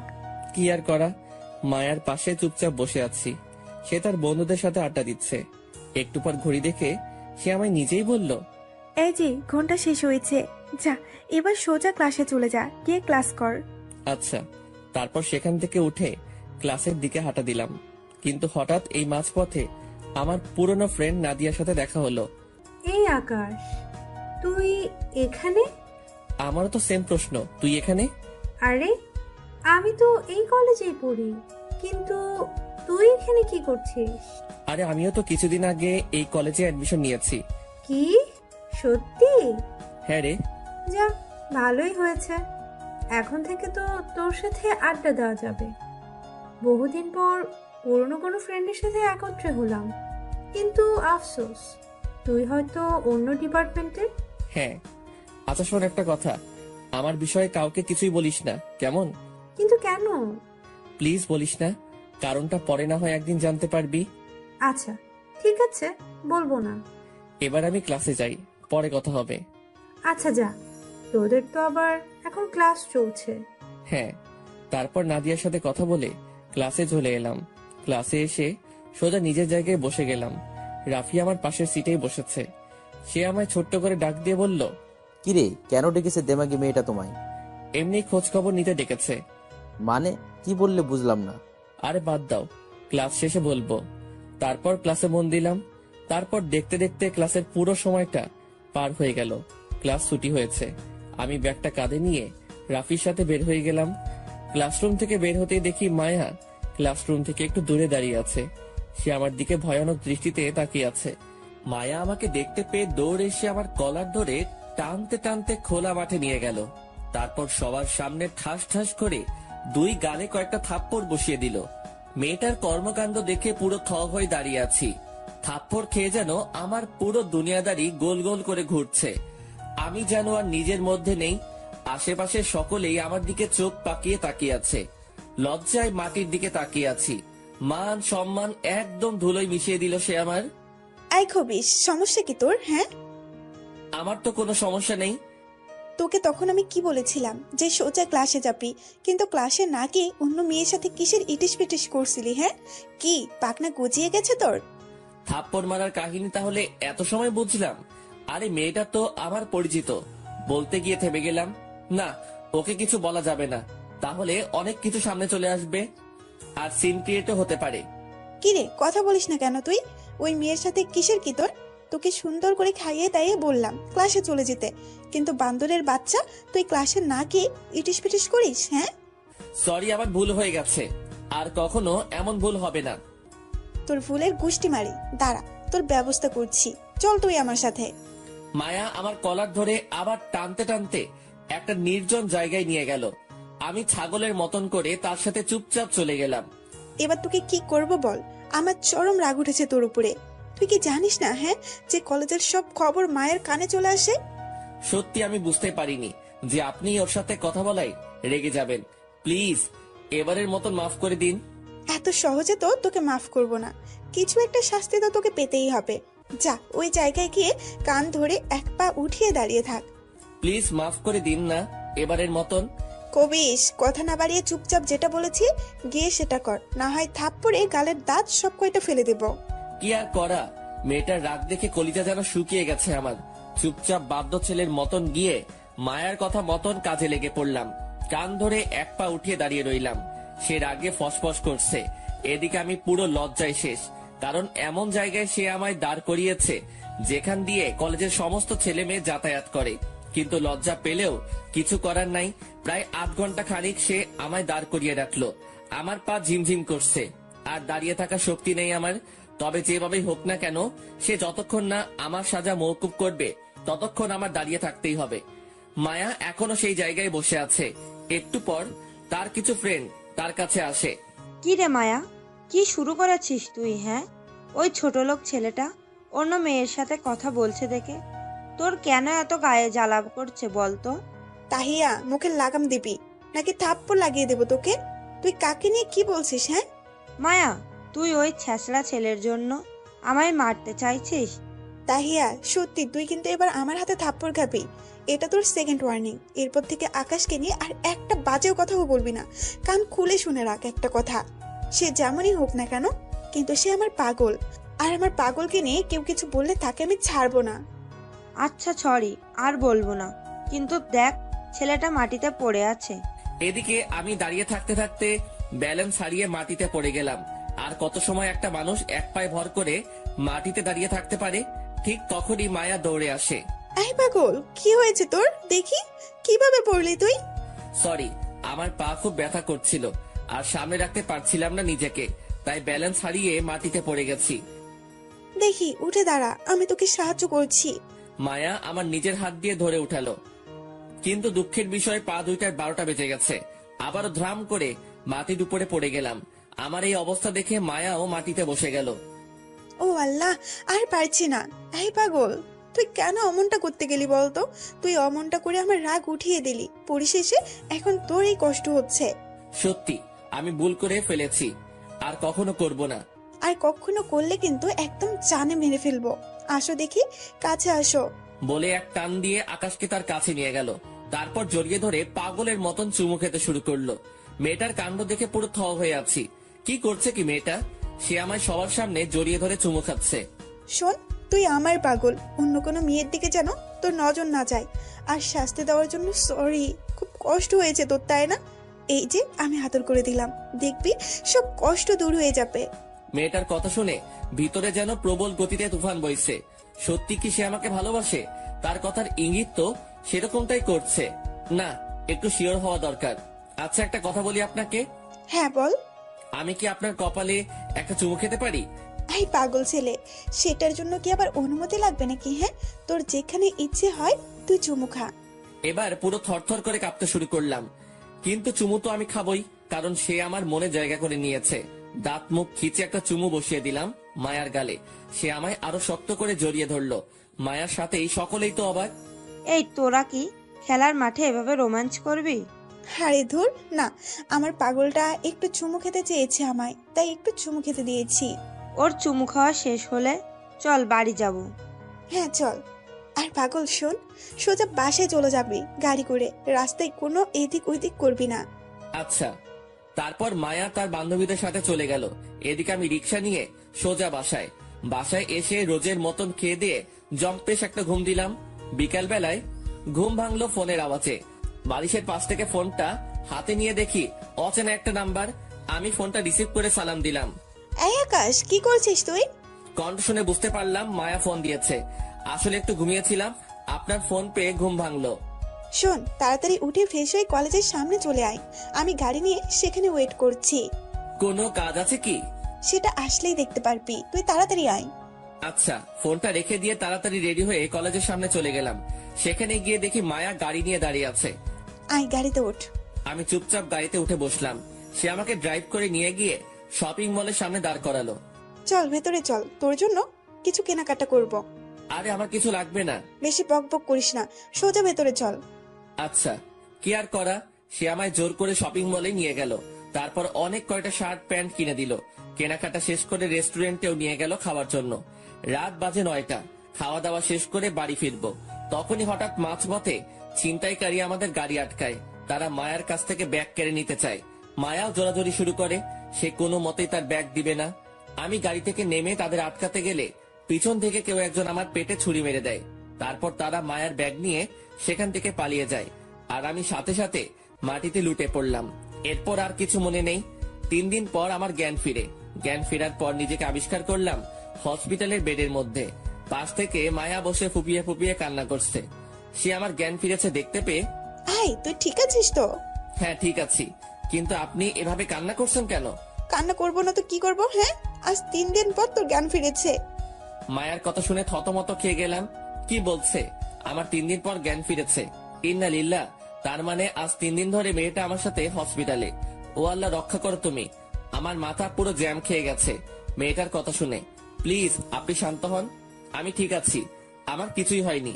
তোর কত বড় চোট লেগেছে, তাও বলছিস তোর কিছু হয়নি? বান্দর ছেলে কোথাকার। আমার সত্যি কিছু হয়নি, একদম ঠিক আছি আমি। তাও মেয়েটা কান্না করে যাচ্ছে। অনেক কষ্টে বুঝিয়ে শুনিয়ে কান্না থামালাম। এইভাবে আরো 2 দিন কেটে গেল হসপিটালে। মেয়েটার সেবা যত্ন দেখে মনের ভিতরে একদম পাকাপোক্ত জায়গা করে নিয়েছে সে আমার দেখাশোনায় কোনো রকমে কমতি রাখিনি। সেদিন রাতে তার কিছু ফ্রেন্ড আমায় দেখতে আসে হসপিটালে। তারা দেখে অনেকটা আফসোস করে। মায়া থাক তুই, আমরা চলে যাচ্ছি, পরে আবার সময় করে আসবো নে। আচ্ছা চল, তোদের এগিয়ে দিয়ে আসি। আকাশ, তুমি শুয়ে থাকো, আমি তাদেরকে এগিয়ে দিয়ে আসি। আচ্ছা। মায়া তাদের এগিয়ে দিতে গেছে, আর আমি বেডের মধ্যে শুয়ে আছি। এভাবে ঘন্টাখানিক হয়ে গেছে, কিন্তু মায়া এখনো আসছে না। কিরে, মেয়েটা এখনো আসছে না কেন? এত সময় হয়ে গেল, তার তো এসে যাওয়ার কথা। সেই রাতে মায়া আর ফিরে আসলো না। মনের ভিতরে ভয় কাজ করতে শুরু করলো মায়ার জন্য। আল্লাহ জানে মেয়েটা না বলে কোথায় চলে গিয়েছে। তাও অপেক্ষা করতে লাগলাম। এভাবে আরো 2 দিন হয়ে গেল হসপিটালে, কিন্তু মায়া সেই যে গেছে, আর ফিরে আসেনি। না, এবার যেন টেনশনের মাত্রা আরো বেড়ে গেল। হসপিটাল থেকে রিলিজ নিয়ে এই অসুস্থ শরীরেই মায়াকে খুঁজতে বের হয়ে গেলাম, কিন্তু কোথাও পেলাম না তাকে। চারদিকে খোঁজ লাগিয়েছে মায়ার, কিন্তু কেউ কোনো তথ্য দিতে পারলো না। তবে একজন বলল তাকে নাকি ডান্স বারে দেখে এসেছে একটু আগে। তাড়াতাড়ি ডান্স বারের ঠিকানা নিয়ে সেখানে চলে গেলাম, কিন্তু সেখানে গিয়েও পেলাম না। নিরাশ হয়ে বাসার দিকে ফিরে আসতে ধরলাম, কিন্তু হঠাৎ এই মাঝপথে মায়ার গাড়ি দেখতে পেলাম। মায়া আর তার কিছু ফ্রেন্ড পথের সাইডে গাড়ি দাঁড় করিয়ে আড্ডা মারছে। তাড়াতাড়ি মায়ার কাছে চলে গেলাম। গিয়ে দেখি মায়া হেসে হেসে আড্ডা মারছে। এই মায়া, আপনি আমায় হসপিটালে ফেলে রেখে কোথায় হারিয়ে গেলেন? আয়, তুই এখানে কি করিস? হ্যাঁ, আপনার খোঁজ করতে এসেছি। আপনি কি কাজটা ঠিক করলেন? আপনি আমায় হসপিটালে এভাবে ফেলে রেখে চলে আসলেন। ভালোবাসার মানুষকে কি এইভাবে কেউ ফেলে রেখে চলে আসে? আয় বেয়াদব, তোর মাথাটা কি খারাপ হয়ে গেছে নাকি? হ্যাঁ, যে তোকে নিয়ে সারাদিন আমি পড়ে থাকতে হবে? মায়া পড়ে থাকতে হবে না ঠিক, কিন্তু এভাবে ফেলে রাখলেও চলবে না, কারণ ভালোবাসার মানুষটাকে সব সময় আগলে রাখতে হয়। আয় ছোট লোক, কোন ছাতার ভালোবাসার কথা বলছিস? হ্যাঁ, আর তোকে কে ভালোবাসে? এভাবে বলছেন কেন? আপনি না আমায় ভালোবাসেন? ফালতু আলাপ একদম কমিয়ে কর। তোকে কোনো ভালো টালো বাসি না আমি। যে ছেলে নিজের রক্ষা নিজেই করতে পারে না, সে আবার আমার রক্ষা কিভাবে করবে? আমার বান্ধবীরা অনেক আগেই বলেছিল যে তুই আমাকে সামলে রাখার মুরাদ নেই, কিন্তু তারপর আমি তাদের কথা না শুনে তোকে ভালোবেসেছি। বাট পরিশেষে সবকিছু মিলিয়ে দেখলাম তুই আমার যোগ্যই না। সো যা এখান থেকে, আর আমাকে আমার মতো আড্ডা দিতে দে। আপনি এসব কি বলছেন? ধর, তুই আসলে একটা প্যারা। আমি কি বলেছি সেটা তুই ভালো করেই শুনতে পেরেছিস, তাও কেন ফালতু মার্কা প্রশ্নগুলো করছিস জানোয়ার? আই, তোরা চল তো, এখানে থাকলে ছোট লোকটা মাথা খারাপ করে দিবে। তারপর মায়া আর তার ফ্রেন্ডরা গাড়ি টান দিয়ে চলে যায়। আমি মায়ার কথা শুনে ধ্রাম করে মাটিতে বসে গেলাম।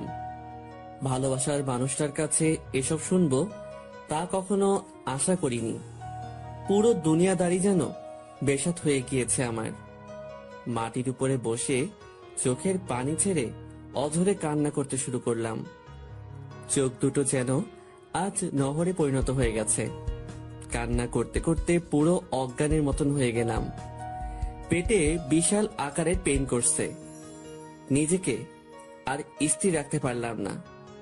রাস্তার পাশে পাগলের মতন লুটে পড়লাম। মনে হচ্ছে যেন কোনো এক নৈশাক্ত পাগল নেশা করে রাস্তায় পড়ে আছে। ধীরে ধীরে চোখের পাতা দুটো মিলে গেল, আর আমি হারিয়ে গেলাম অজানা কোনো রাজ্যে। যখন চোখ খুললাম তখন নিজেকে আবিষ্কার করলাম বিছানায় শুয়ে আছি। আশেপাশে অনেক মানুষ গমগম করছে। ভাই, আপনি ঠিক আছেন তো? হঠাৎ কি হয়েছিল যে আপনি পথের মাঝে পড়েছিলেন? পরে আমরা আপনাকে ধরে মামার দোকানে নিয়ে আসলাম। আপনি এখন তার দোকানে শুয়ে আছেন। লোকটার কথা শুনে মায়ার কথা মনে পড়ল। মায়া আমায় ছেড়ে চলে গিয়েছিল। পরে আমি রোডের মাঝেই অজ্ঞান হয়ে পড়ি। কি হলো ভাই, কথা বলছেন না যে? আপনি ঠিক আছেন তো? হ্যাঁ ভাই, আমি ঠিক আছি। আর ধন্যবাদ আমাকে সাহায্য করার জন্য। ধন্যবাদ দেওয়ার কিছুই নেই। আমাদের দায়িত্ব ছিল আপনার পাশে দাঁড়ানো, আর আমরা সেটাই করছি। লোকগুলো সত্যি অনেক ভালো। তাদের সাথে কথাবার্তা বলে সেখান থেকে চলে এলাম। অনেক রাত হয়ে গিয়েছে। এই অসুস্থ শরীর নিয়েই বাসায় ফিরে গেলাম। লোকগুলো আমায় অনেকটা পথ এগিয়ে দিয়ে গেল। আমি বাসায় এসে সেভাবে শুয়ে পড়লাম। শুয়ে শুয়ে মায়ার কথা ভাবছি। মেয়েটা হুট করে আমার সাথে এমন পোল্টি খেলো কেন? সবকিছু তো ঠিকঠাকই ছিল না।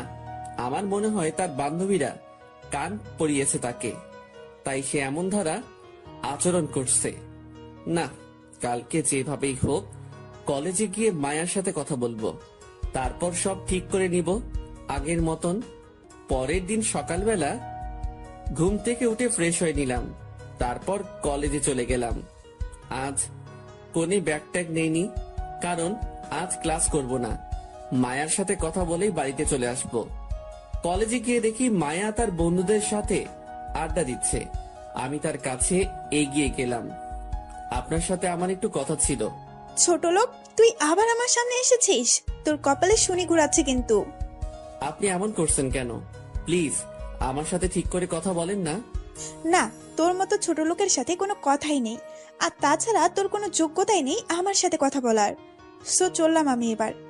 খপ করে মায়ার হাত ধরে ফেললাম। প্লিজ আপনি এমন করিয়েন না। আমি আপনাকে খুব বেশি ভালোবাসি। আমি আপনাকে ছাড়া থাকতে পারবো না। জানোয়ারের বাচ্চা, তোর কত বড় সাহস যে তুই আমার হাত ধরেছিস! কি মনে করেছিস তুই, হ্যাঁ, যে তোর সাথে একটু ভালো করে কথাবার্তা বলেছি দেখে তোকে ভালোবাসি আমি? যদি এমনটা ভাবিস তাহলে ভুল করবি তুই, কারণ তোর যোগ্যতাই নেই আমার সাথে কথা বলার। সেখানে তোর রিলেশন করা অনেক পরের কথা। জানোয়ার, নিজের চেহারা একবার আয়নায় দেখেছিস তুই ভালো করে? দেখতে লাগে পুরো ছোট লোকের মতো। মনে হয় যেন জমিন থেকে হাল চাষ করে উঠে এসেছিস, আর তুই চলে এসেছিস আমায় ভালোবাসতে। আমার উপকার করাই একটু ভালো ব্যবহার করেছি দেখে সেটাকে তুই ভালোবাসা মনে করে বসেছিস, হ্যাঁ? আমি জানি আপনি আমায় ভালোবাসেন। কোনো কারণে হয়তো আপনি আমার উপরে রাগ করে এমন ব্যবহার করছেন। প্লিজ এমন করিয়েন না। আসলেই তোর লজ্জা শরম নেই। আশেপাশে সবাই তোর দিকে তাকিয়ে আছে, তাও তুই ভালোবাসা ভালোবাসা করে যাচ্ছিস। দাঁড়া, তোর ভেতর থেকে ভালোবাসার ভূত বের করছি, একটু ওয়েট কর। নিলয়দের ফোন লাগাচ্ছি।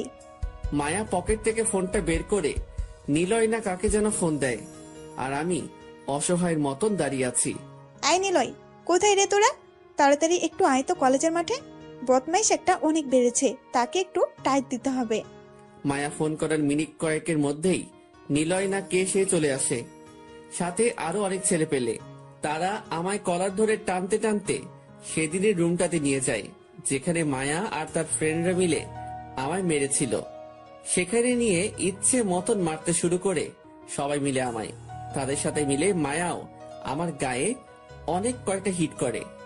আমি মরার মতন মাটিতে পড়ে পড়ে মার খাচ্ছি, কিন্তু তাদের মনে কোনো মায়া দয়া নেই। তারা আমায় পাষাণের মতন মেরেই চলেছে। এক পর্যায়ে গিয়ে মায়া আমার তলপেট বরাবর সজোরে এক লাথি মারে। সাথে সাথে মাগো বলে চিৎকার করে উঠলাম। আমার দুনিয়াদারি যেন অন্ধকার হয়ে আসছে পুরো। মায়া আমার ক্ষতস্থানটাতেই লাথি মেরেছে, তাও তাদের রেশ মেটেনি, এখনো মারছে তারা আমার। এদিকে আমার তলপেট থেকে ব্লিডিং চালু হয়ে গেছে। অন্যদিকে হঠাৎই মায়ার ফ্রেন্ড তাহিয়া মায়াকে টেনে ধরে। এই মায়া, ওকে আর মারিস না, ছেলেটার পেট থেকে অনেক ব্লিডিং হচ্ছে, প্লিজ ওকে ছেড়ে দে, না হয় মরে যাবে ছেলেটা। না, আজ ওকে জন্মের শিক্ষা দিয়েই ছাড়বো। নিজের লেভেল ছাড়া ভালোবাসতে আসে কেন? কোনো যোগ্যতা তার আছে যে সে আমায় এসে ভালোবাসার কথা বলে? আমার পায়ের সামনেও আসতে পারবে নাকি সে? আমার বাবা কোথায় থানার ওসি, আর সে হচ্ছে কোনো এক ছোট লোক ঘরের সন্তান। সে আসে আমায় ভালোবাসতে। মায়া প্লিজ ছেড়ে দে। আচ্ছা যা, তোর কথাই ছেড়ে দিলাম। আই নিলয়, তোরা চলে যা। আচ্ছা আপু। সবাই আমায় মেরে ধরে চলে গেল, আর আমি চুপচাপ মাটিতে শুয়ে শুয়ে ব্যথায় কাতরাচ্ছি। হায় রে দুনিয়া, যে মেয়েকে একে একে দুইবার বাঁচালাম, সেই মেয়েই আজ আমায় পাষাণের মতন করে পিটিয়ে ফেলে রেখে দিয়ে যায়। তবে সমস্যা নেই, উপরওয়ালার বিচার তিনি ঠিক সময় মতন করে দিবেন। মরার মতন পড়ে আছি ফ্লোরের উপরে। আমার এই খবর শুনতে পেয়ে রাফি দৌড়ে আসে। এই আকাশ, কি হয়েছে তোমার? মায়া মেরেছে। তুমি কেন ওই অহংকারী মেয়ের সাথে চলতে যাও বলো তো? তুমি জানো না যে ওই মেয়ের সাথে শরীর ভরা কারেন্ট আর অহংকার? বাবার একটু ক্ষমতা আছে দেখে সবাইকে সে পশু মনে করে। সে একাই মানুষ আর বাকি সবাই পশু। দেখলে তো তোমার কি হাল করলো। আমি মানুষ চিনতে ভুল করেছি। বাদ দাও এখন ওইসব, চলো দেখি তোমায় হসপিটাল নিয়ে যেতে হবে। রাফি আমায় ধরে ধরে হসপিটালে নিয়ে যায়। ডক্টর এসে আমায় চেক আপ করে। ডক্টর তো পুরাই অবাক। আপনার এই জায়গায় আগেই আঘাত পেয়েছেন, তারপরে আবারও কি করে আঘাত পেলেন? ডক্টর, ওর কোনো দোষ নেই, কোনো এক পাষাণ তার সাথে এইরূপ আচরণ করেছে। যে করেছে তার মনে কি একটুও মায়া দেওয়া নেই নাকি? কি বেরহেমভাবে মেরেছে ওনাকে, পুরো সেলাই সহ ছুটিয়ে ফেলেছে ওনার। ডক্টর প্লিজ আপনি একটু ওকে দেখুন। হ্যাঁ আমরা দেখছি, আর শোনেন, আপনি ওনাকে অ্যাডমিট করিয়ে দিন, কারণ ওনার একটা প্রপার ট্রিটমেন্ট দরকার। আচ্ছা ডক্টর। রাফি আমাকে হসপিটালে অ্যাডমিট করিয়ে দিল। ট্রিটমেন্ট চলছে আমার। আজ 2 দিন হলো আমি হসপিটালে অ্যাডমিট। নাদিয়াও আমার এই খবর পেয়ে দেখার জন্য ছুটে এলো হসপিটালে। কি রে আকাশ, ওই মেয়ে তোর সাথে এমনটা করলো, কিন্তু তুই যে কিছু বললি না? তুই চাইলে তো সব কয়টাকে মেরে মাটিতে দাফন করে দিতে পারতি। নাদিয়া, আমি এসেছি মানুষ হতে। মারামারি করতে আসলে ঠিকই সব কয়টাকে জমের দুয়ারে পৌঁছে দিতাম, কিন্তু আমি সেসব করার জন্য আসিনি। এসেছি মানুষ হব, তাই পুরনো দিন আর সমস্ত কিছু এক সাইডে ফেলে রেখেছি। তা না হয় ঠিক আছে, কিন্তু মেয়েটাকে তো কিছু একটা করা উচিত ছিল তোর। আমার কিছুই করা উচিত ছিল না, কারণ উপরওয়ালা বলতে কেউ আছেন, তিনি সময়ে সঠিক বিচার করে দিবেন। তুই আসলে অনেক পাল্টে গেছিস আকাশ। থাক, বাদ দে এখন ওসব কথা। আচ্ছা। তারপর নাদিয়ার সাথে অনেকটা সময় কথা বললাম। সে আজ সারাটা দিন ধরতে গেলে হসপিটালেই ছিল। রাফিও আমার সাথে অনেকটা সময় কাটায়, কিন্তু নাদিয়া যখন ছিল তখন সে ছিল না। এইভাবে সপ্তাহখানিক কেটে গেল। রাফি আমার দেখাশোনায় কোনো কমতি রাখেনি। এদিকে নাদিয়াও আমার দেখাশোনার জন্য হসপিটালে চলে আসতো। আমি নাদিয়ার সাথে রাফির পরিচয় করিয়ে দিলাম। 3 জনের মাঝে বেশ একটা বন্ধুত্ব হয়ে গেল। আমি রাফিকে আমার সম্পর্কে কিছু বলতে না করেছি নাদিয়াকে, সেও আমার বিষয় লুকিয়ে যায়। আলহামদুলিল্লাহ, কিছুদিনের মাথায় সেরে উঠি আমি। 2 সপ্তাহের মাথায় ডক্টর আমাকে হসপিটাল থেকে রিলিজ করে দেয়। পরের দিন থেকে আবার কলেজ শুরু করি। সুস্থ হয়ে প্রথম দিন কলেজে গিয়ে ক্লাস শেষ করি, কিন্তু মায়াকে আজ ক্লাসে দেখিনি। থাক, না আসলে না আসুক, মন থেকে সমস্ত কিছু মুছে ফেলেছি তাকে নিয়ে। ক্লাস শেষ করে আমি, রাফি আর নাদিয়া একত্রে হয়ে আড্ডা দিচ্ছিলাম। হঠাৎই পিছন থেকে মায়া এসে ডাক দেয়। কিরে ছোট লোক, আমি তো ভেবেছি তুই মার খেয়ে কলেজ ছেড়ে পালিয়েছিস, কিন্তু এখন দেখি তুই সুস্থ হয়ে ফিরেও এসেছিস। শুধু তাই নয়, বন্ধুও জুটিয়ে ফেলেছিস 2 জন। আমি মায়ার কথায় পাত্তা না দিয়ে আমাদের মতন কথা বলতে থাকলাম আমরা। কিরে, কথা কানে যাচ্ছে না তোর আমার কথা? দেখুন, আপনার সাথে আমাদের কোনো কিছুই নেই, সো নিজের মতো থাকবেন আর আমাকে আমাদের মতন থাকতে দিন। বাহ, মুখে বুলি ফুটেছে দেখি তোর। না, আবার মার খাওয়ার ইচ্ছে হয়েছে? ধমকিগুলো অন্য কোথাও গিয়ে দিন। এখন আর আপনার ধমকি আমার উপরে কাজে আসবে না, সো চলে যান এখান থেকে। না, তোকে দেখছি আবার গেলাতে হবে। দাঁড়া, আবার তোকে টাইট দেওয়ার ব্যবস্থা করছি। সে ফোন করে সেদিনের ছেলেগুলোকে আবার ডেকে আনে। তখনই নাদিয়া তাদের সামনে রুখে দাঁড়ায়। আকাশের গায়ে যদি আর একটা টোকাও লাগে তাহলে কিন্তু সব কয়টার অবস্থা আমি খারাপ করে দিব। মাথায় রেখো, আমার বাবারও কিন্তু ক্ষমতা কম নেই। সব কয়টার পিঠের ছাল আমি তুলে দিব। নাদিয়ার কথা শুনে ছেলেগুলো ভয়ে চলে যায়, কিন্তু মায়া রেগে যায় নাদিয়ার উপরে। বেয়াদব মেয়ে, তুই আমায় আটকাতে আসছিস? শোনো মেয়ে, তোমার জাদু সবার উপরে খাটবে না, সো আমাকে এসব দেখাতে এসো না। এবার তো খালি হাত ধরলাম, পরের বার সেটা ভেঙে ফেলবো সোজা। তুই আমার মুখের উপরে কথা বলিস? দাঁড়া, বাবাকে বলে তোদের ব্যবস্থা করছি। মায়া রেগে মেগে সেখান থেকে চলে যায়। এদিকে নাদিয়ার কাণ্ড দেখে আমি তো হাসতে হাসতে পুরো শেষ। বাপরে বাপ, নাদিয়া তুইও দেখি অনেক ডেঞ্জারাস। তা একটু একটু হতে হয়, না হয় চলে না। অনেকটা সময় আড্ডা দিলাম এভাবে তিনজন মিলে। তারপর সেখান থেকে উঠে চলে এলাম বাসায় যাওয়ার জন্য। বাসার পথ ধরে হাঁটছি, হঠাৎই পুলিশের গাড়ি একটা সামনে দাঁড় করালো আমার। তারপর জোর করে ধরে থানায় নিয়ে গেল তারা আমাকে। না, এসব অত্যাচার আর সহ্য হয় না। আমি জায়গা বরাবর একটা মেসেজ করে দিয়েছি। তারা আমায় ধরে নিয়ে এসে লকআপে ঢুকিয়ে দিল। তারপর অফিসার একজন এসে আমায় বলছে, কি রে, ওসি স্যারের মেয়ের সাথে নাকি বেয়াদবি করেছিস তুই? তিনার মেয়ে আমাকে ফোন করেছে। সাহস অনেক বেড়েছে তোর। তোকে আজকে জন্মের মতো শিক্ষা দিয়ে ছাড়বো। এরপর আর কখনো স্যারের মেয়ের সাথে বেয়াদবি করার কথাও মাথায় আনবি না। অফিসারের কথা শুনে চরম হাসি আসছে। সে জানে না একটু পর কি ঘটতে চলেছে।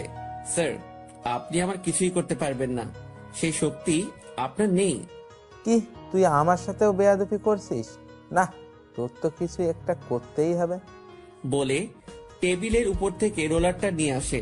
তারপর সেটা দিয়ে আকাশকে মারতে ধরে। যখনই অফিসার রোলার দিয়ে আকাশকে মারতে যাবে তখনই পুরো থানা সহ কেঁপে ওঠে। থানার সকলেই ভয় পেয়ে যায়। পুলিশ কয়েকজন তাড়াতাড়ি থানা থেকে দৌড়ে বের হয় কি হয়েছে সেটা দেখার জন্য।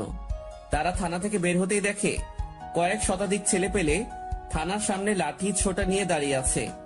এই অবস্থা দেখে থানার পুলিশগুলো হতভম্ব হয়ে যায়। থরথর করে কাঁপতে শুরু করে সবাই।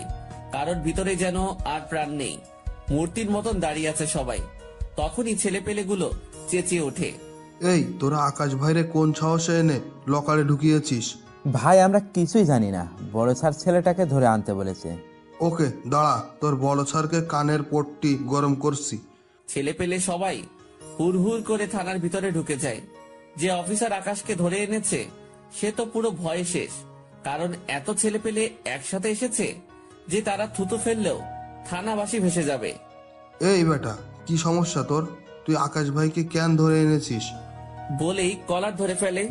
ভাই, সে বড় স্যারের মেয়ের সাথে নাকি অসভ্যতামো করেছে, তাই স্যারের মেয়ে আমাকে রিপোর্ট করায় আমি তাকে ধরে আনি। আর তাছাড়াও ওসি স্যার ফোন করে ওকে ধরে আনতে বলে। অফিসারের কথা শুনে ছেলেপেলে এবার পুরো ক্ষিপ্ত হয়ে যায়। এই বেটা, কাকে তুই তাঙারি করে সম্বোধন করছিস? বলেই ঠাস ঠাস করে কয়েকটা থাপ্পড় বসিয়ে দেয়। তুই জানিস জানোয়ারের বাচ্চা সে কে? আর ভাই কোনোদিন অমন বাজে কাজ করবেও না। তারপরেও ভাইকে তোরা ধরে কেন আনলি বল? উড়াধুরা মাইর শুরু করে অফিসারকে। ভাই প্লিজ, আমার ভুল হয়ে গেছে, আমি উনাকে এখনই ছেড়ে দিচ্ছি। প্লিজ আপনারা আমাকে আর মারিয়েন না। যা, তাড়াতাড়ি ভাইকে লকার থেকে বের কর, না হয় এখানে জ্যান্ত পুঁতে দিব তোরে। থানার বাকি সকলেই থ হয়ে তাকিয়ে আছে ছেলেপেলের দিকে। কেউ ভয়ে কোনো কথা বলছে না।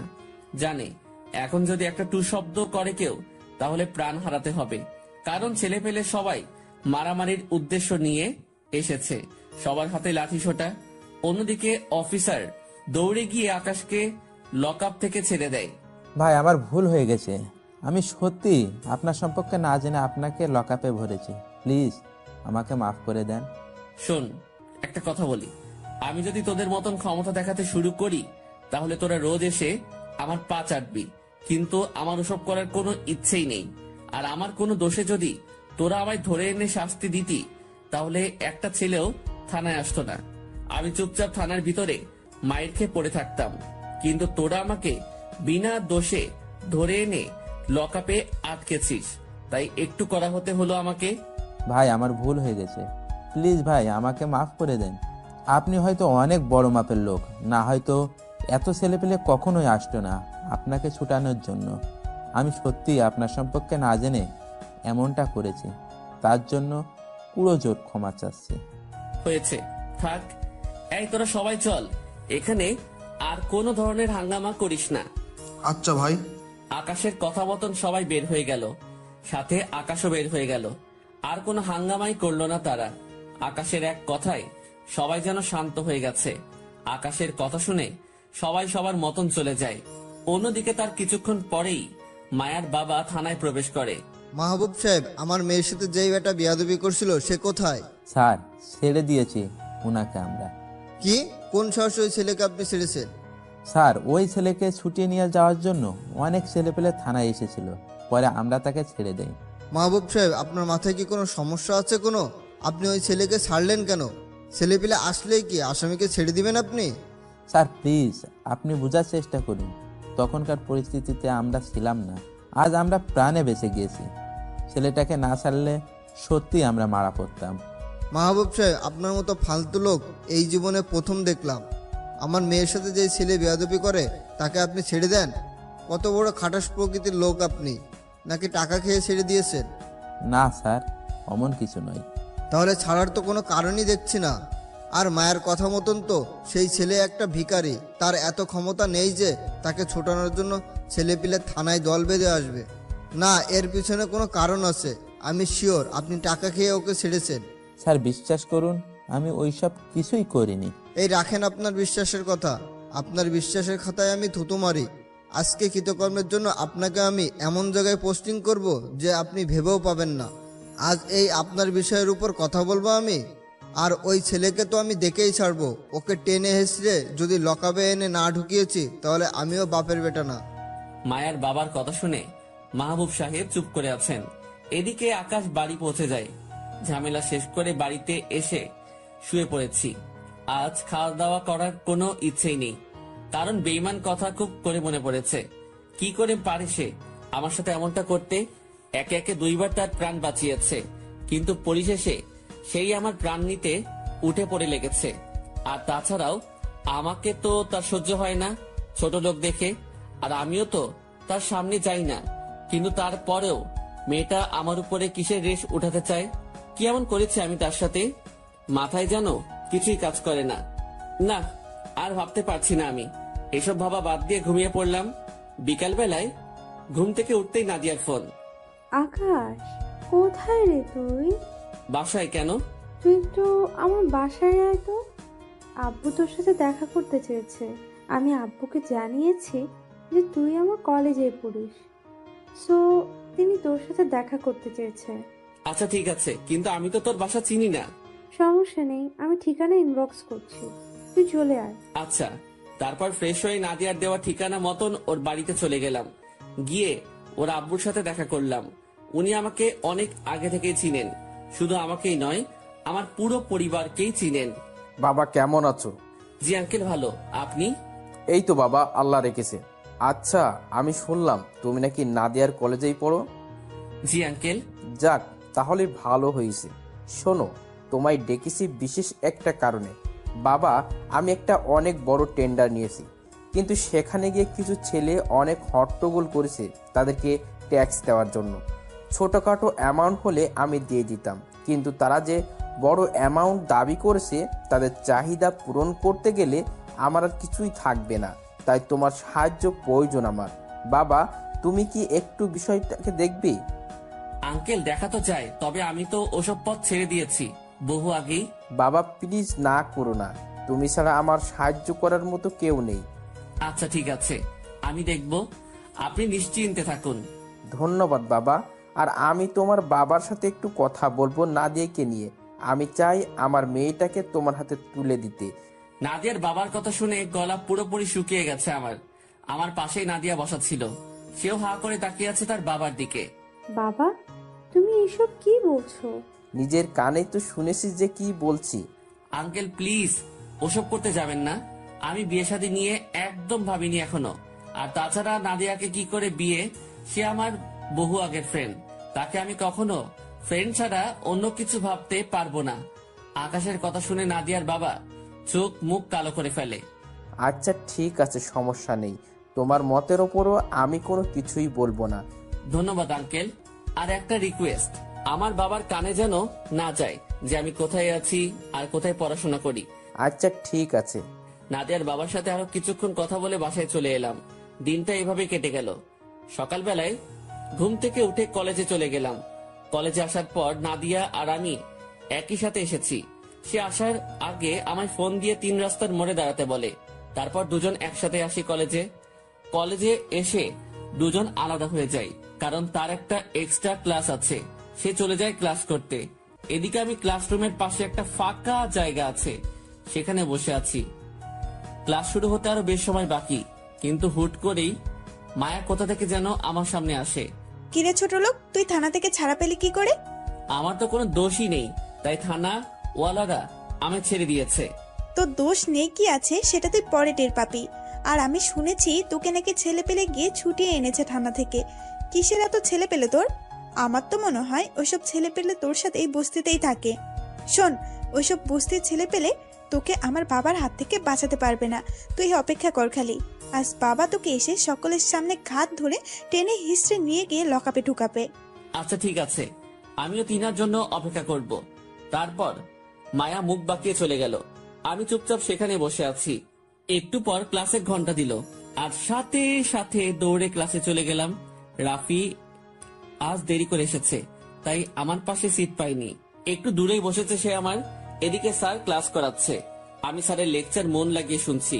ঠিক তখনই হুট করে কয়েকজন পুলিশ ক্লাসরুমের মধ্যে ঢুকে পড়ে। তারপর তারা আমাকে টানতে টানতে ক্লাসরুম থেকে বাইরে নিয়ে যায়। পুরো ক্লাসে একটা হট্টগোলের রোল পড়ে যায়। স্যার ক্লাস করানো অফ করে দেয়। সবাই পুলিশগুলোর দিকে তাকিয়ে আছে। এদিকে আমাকে বাহিরে নিয়ে যেতে দেখলাম একটা পুলিশের গাড়ি দাঁড় করানো। মায়া, এই ছেলেটা নাকি? হ্যাঁ বাবা, এই ছেলেটা। মায়ের কথা শুনে বুঝতে বাকি রইল না যে তার সাথে দাঁড়িয়ে থাকা লোকটা তার বাবা। আমার দোষটা কি? তুই আমার মেয়ের সাথে বেয়াদবি করেছিস, আমার মেয়ের উপরে নাকি কথা বলেছিস, সেটাই তোর দোষ। স্যার বেয়াদবি তো আমি করিনি, তবে মুখের উপরে কথা বলেছি। কিন্তু এটার জন্য যে জেল হাজত হয় তা জানা ছিল না। বেয়াদব ছেলে, তুই তো দেখি মুখের উপরে কথা বলিস। ঠাস করে একটা থাপ্পড় লাগিয়ে দেয় আকাশের গালে। এই বেটাকে ধরে নিয়ে গাড়িতে ঢোকা, বেটাকে আজকে অনেক কিছু বোঝানোর আছে। মায়ার বাবার কথা মতন পুলিশের গুলা আমায় ধরে নিয়ে গাড়িতে বসালো। আমি মনে মনে বলছি, এই থাপ্পড় তোর জন্য কাল জম হয়ে দাঁড়াবে। এই কথা বলতে না বলতেই এমপির গাড়ি হাজির।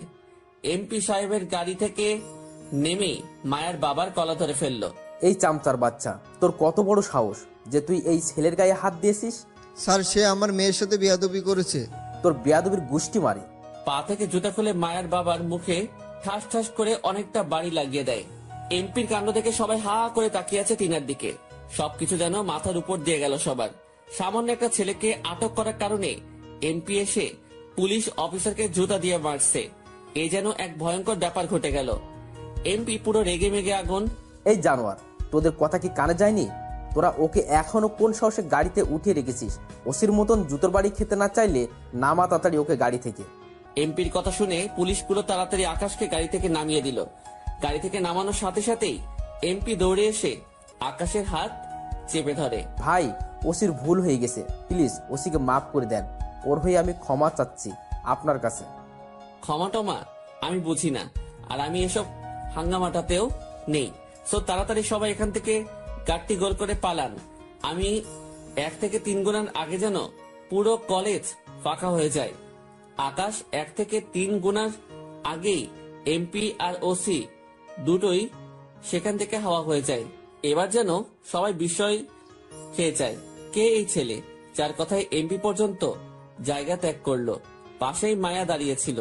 সে চোখ বড় বড় করে আকাশের দিকে তাকিয়ে আছে। মনে হয় যেন তার চোখের সামনে আজরাইল দাঁড়িয়ে আছে।